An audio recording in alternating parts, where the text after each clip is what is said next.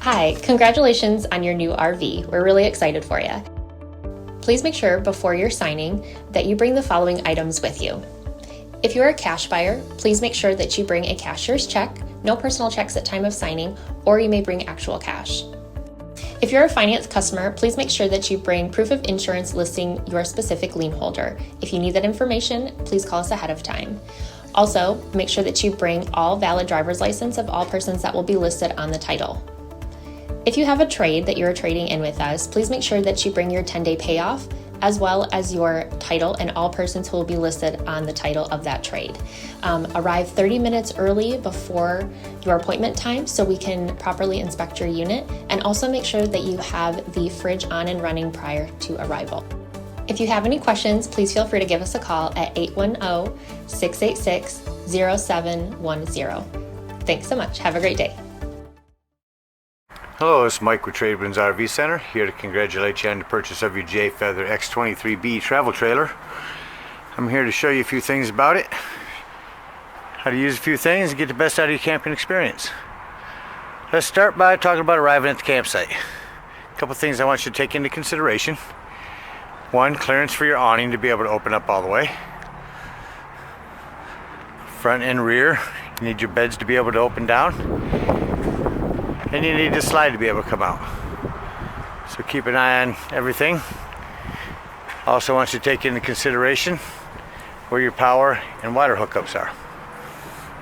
Your power is at the rear end of your off camp side, which would be your driver's side. And your water hookup for city water would be toward the front of the unit here. Just to the front of the slide on your off camp side. So consider all those things so you can better utilize the facilities. Let's talk about arriving. Our hitchman is going to go over how to unhook your hitch. And on the front of your unit, you do have a docking light and a power tongue jack. Again, here you do have your power tongue jack, bringing your unit up or down. Up above that is a manual override should you not have power. Jack will fit down in there and raise and lower your unit. Once we have our unit level, next thing we're going to do is stabilize our unit. On all four corners, you do have a hand crank stabilizing jacks. 3/4 inch socket on the end. You can put a drill gun or a impact driver with a socket driver on the end and bring these down in just a matter of seconds. So right will bring them down, left will bring them up. I do recommend jack pads. Stabilizing jack pads are going to protect the feet of your stabilizing jacks from any dirt, debris, or hot tar. Blacktop can get rather warm and sticky in the summer times on some of these campsites. So consider picking up some of those from our store. Remember, you do have a 10% off coupon on anything I may mention for some aftermarket products. So after we brought down all four stabilizing jacks, got our unit level, stable, we're going to hook up our water and electricity. Coming around to your off-camp side, all the way at the rear will be your power cord. Your Furion power cords are the twist and locks. So you'll put it in, then twist it, and then twist on this. Now you do have 30 amps service here. Should you need to plug this into a 110, you do have a 30 to 110 amperage reducer that will come with your unit. Got our power hooked up. Go ahead and hook up our water. Coming up to the front of the unit is our city water connect. First thing you need to do, hook up your water pressure regulator. This water regulator is going to reduce the water pressure down to 40 to 50 psi, protecting the lines inside your unit. You don't ever want to put water inside your unit without using this. So hook up a water pressure regulator before we turn on our hose. Right next to your city water connect is going to be your hot water heater. Simply go in there and put in your drain plug. You may have emptied it the last time you were camping, so you want to plug that up. Once you have that plugged up, you can go ahead and turn on your water.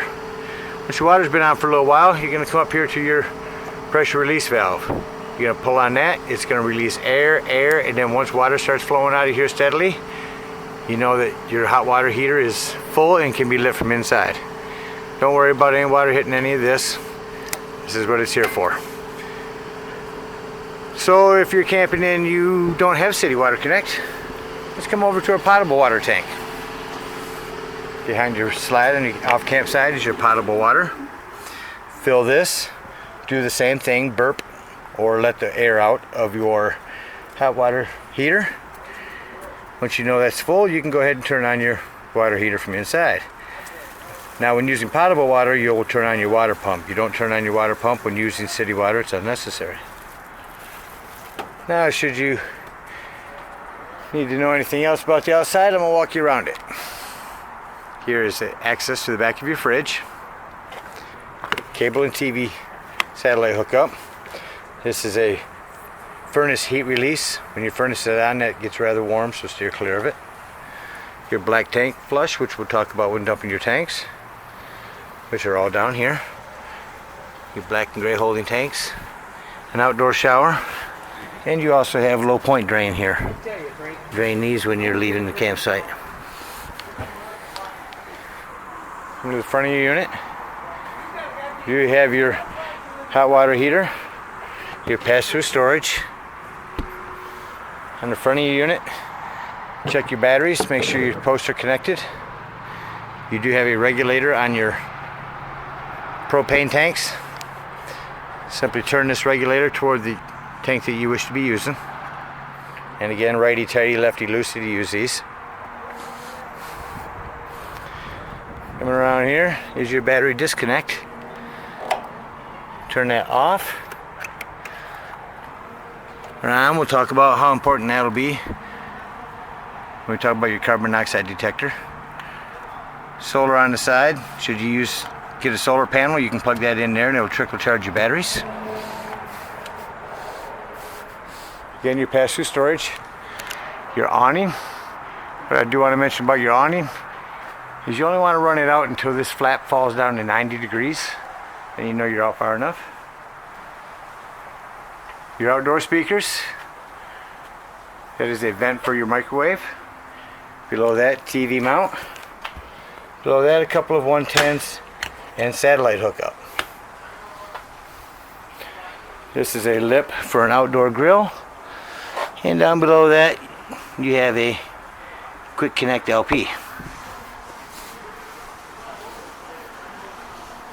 Your back bed, which I'll show you how to set up. And your spare tire with a cover. Well, it covers everything on the outside. We'll go on the inside and I'll start by opening up this back bed. Simply pull these handles down. You do have a key to lock these. And let it fall down. Bring it down with your hand. Pull these flaps over. Nothing else needs to be done from out here. Let's go take a look inside your unit. Before we get to the bed, I'll walk you through other parts. Let's start by making sure everyone knows that your fire extinguisher is right by your entryway door, so everyone knows where that's at. Coming inside the unit, you have your interior lighting. This is for your awning in and out, and this is for your slide. We're going to go ahead and put your slide out. This runs out really quick. And done. That noise is okay. If you only hear it for a couple seconds, it's just the slide setting itself. Coming around inside the unit, you also have your Furrion stereo system, AM, FM, DVD, CD player. Play your music indoors or out, depending on the zone you use. Underneath here is for your TV hookup. One thing I do want to note is when you arrive at if you hook a TV up, when you arrive at the campsite, push this button until that green button's lit. That's a digital channel enhancer, so that'll allow you to pick up more channels. On your stove, you simply turn it to light, turn on your spark, and you have flames. Same thing here. Pilot light here, you push to hold it. Above that, you do have a light and a fan. Self-explanatory microwave. one-touch lighting throughout the unit. Also a 110 here.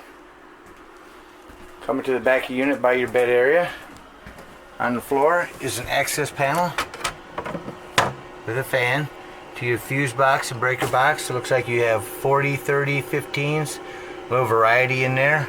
I highly recommend having some fuses with you when you go camping. Above that, furnace heat release. Let's talk about your fridge. Auto. Auto means when you're plugged in, you're running off gas or running off electricity. As soon as you unplug, you're running off gas.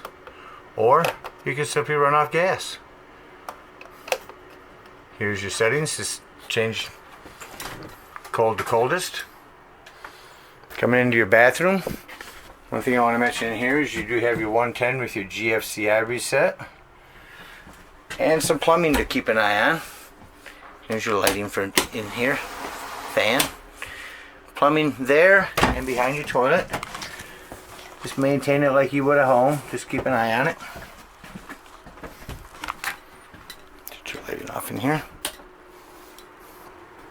You do know that your sofa jackknifes. Just lift the top, lift the front, and it'll fold down to a bed.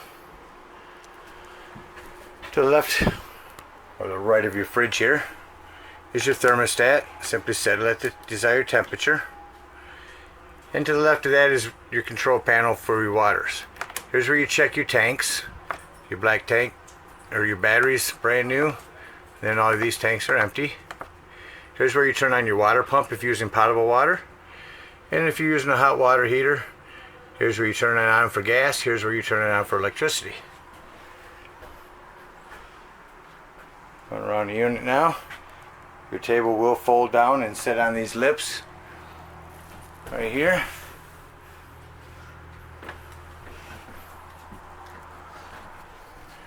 And your bed. I'm going to come to the back here and show you how to set your bedding up.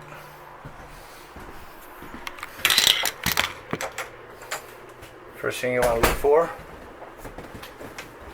is this metal rod. Metal rod has a pulled end and a curved end. This end is going to hook onto this bar between the two screws and push out. I'll bring you up here and show you that.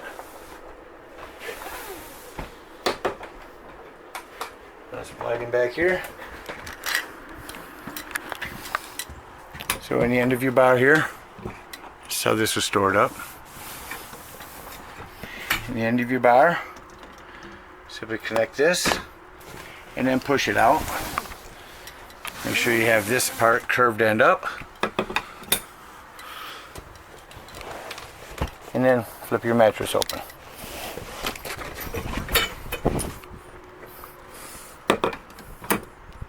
You can extend that to make it tighter here. And the same thing on the other end. You have a 110 back here as well. Oh, it covers everything in here. Let's go outside and talk about emptying your tanks. Now that we're leaving the campsite, a couple things to do. Got our slide all closed. We brought up all of our stabilizing jacks. We're going to go ahead and unplug our hot water heater.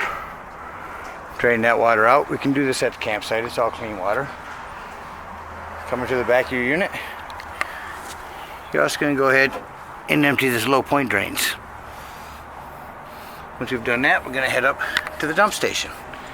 Once we've arrived at the dump station, we're going to take our sewage hose that comes in your convenience pack and hook it up here. First thing you're going to do is pull our black tank. Pull that handle, take a listen. Sounds like it's no longer draining. Leave the black tank open. Come up here to your black tank flush. Again, use our water pressure regulator. Hook up our hose and turn that on for about 5 minutes. That's going to wash out your black tank really good, keeping your black tank handle open. After 5 minutes, unhook your water. Come down here, close your black tank, and pull your gray tank.